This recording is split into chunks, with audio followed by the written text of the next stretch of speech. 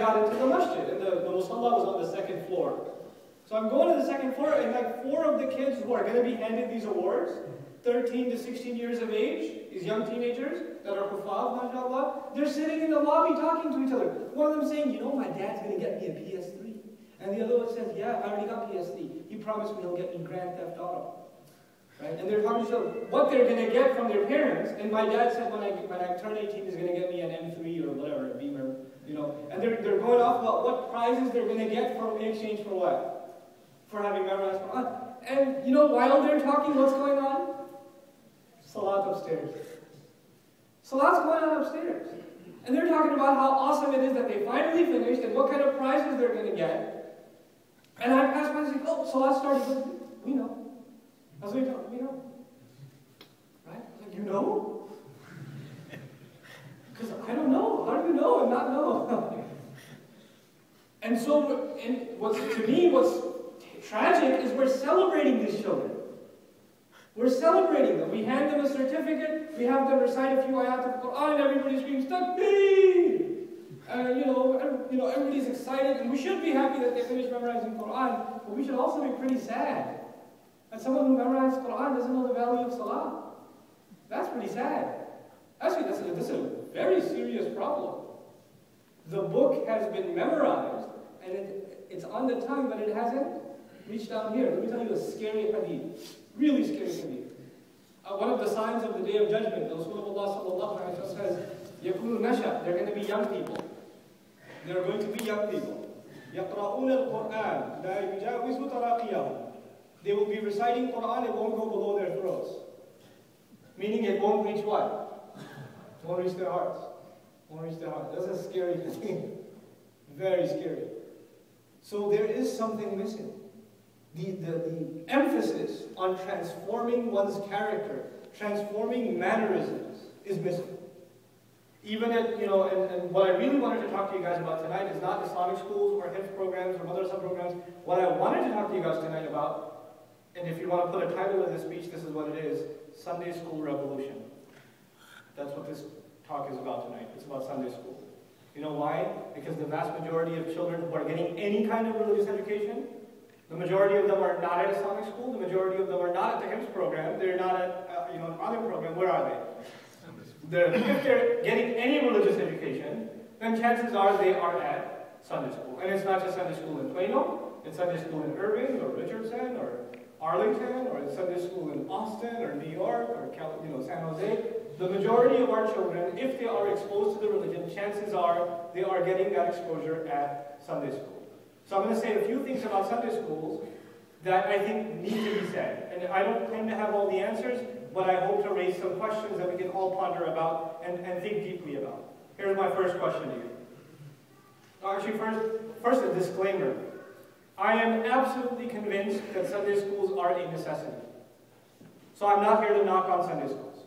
I am convinced they are an absolute necessity. Why?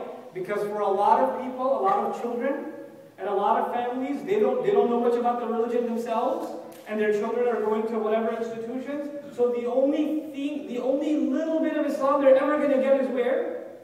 At that Sunday school. And you have a lot of parents coming who wouldn't even know the address of the masjid if it wasn't for Sunday school. So maybe they might end up in a salah once in a while. Maybe.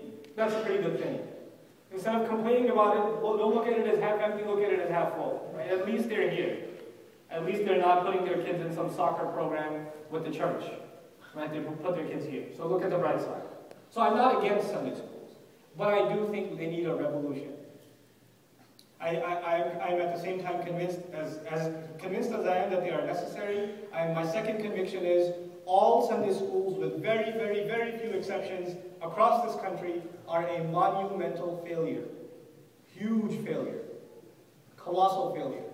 And I know those of you that are involved in Sunday schools, volunteers, principals, etc., are going to get very like, how can you say that all this effort we put in, all this time, all this volunteer work, all these children are learning something, how can you call it a failure? Your efforts are a success with Allah. I'm not talking about that. When you put effort sincerely in, whether the project fails or succeeds, you're successful. Because you can show to Allah that you taught, you volunteered, you helped out, you bought the supplies, you passed up the cookies during the break, you cleaned up the musalla after the kids were done. I'm not talking about that. I'm talking about as far as producing the results we're supposed to produce. We are a failure. We. I'm not even saying you. I'm saying we because this is my failure too. When Muslims fail at anything, it's not your failure or their failure. It's our failure. It's our problem. We're one family. So now, what is the failure? Here's how I know we're a failure.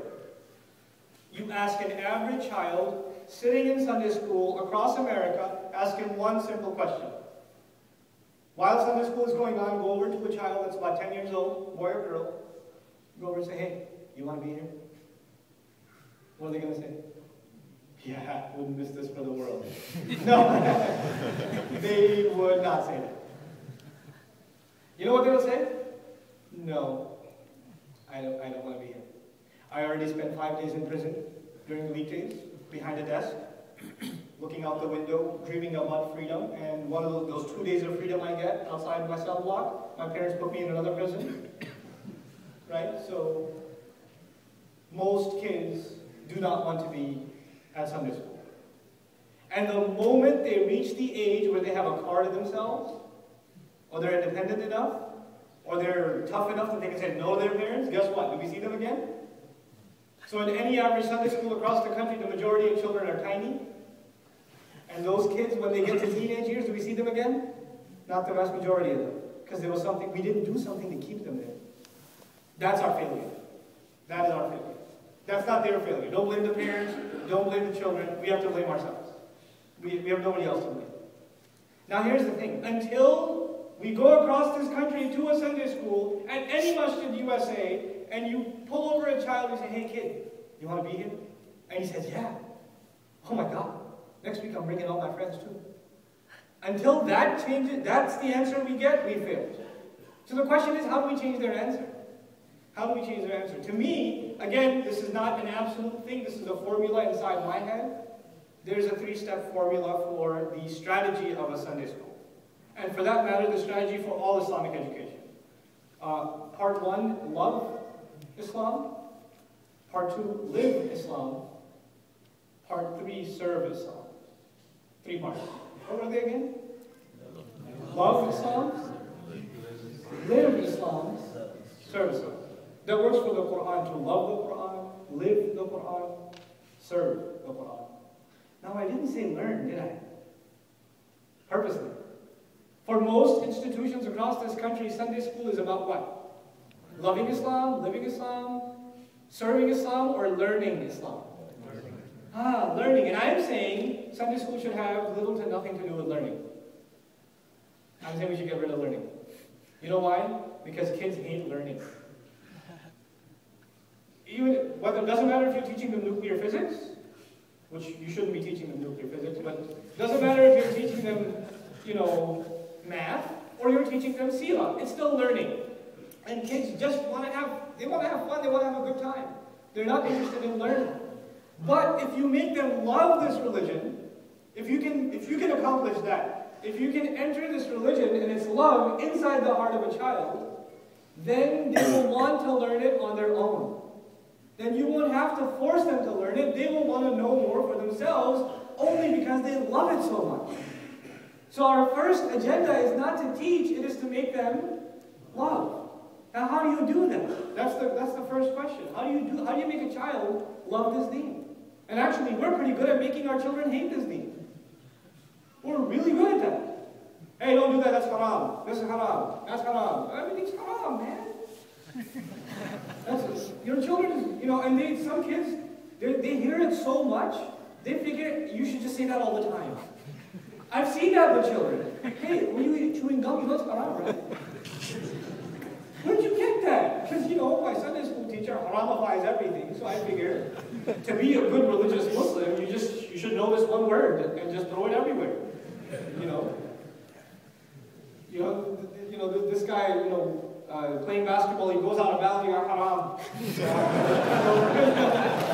Because you just go crazy with the religious terminology. But here's the thing, when we reduce the religion for our children to, this is not allowed, that's not allowed, don't do this, don't do that, don't do that, and that's all they know. Islam is just a bunch of no's. Who wants to hear no?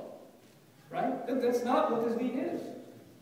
That the muharramat of this deen. Listen to Aisha.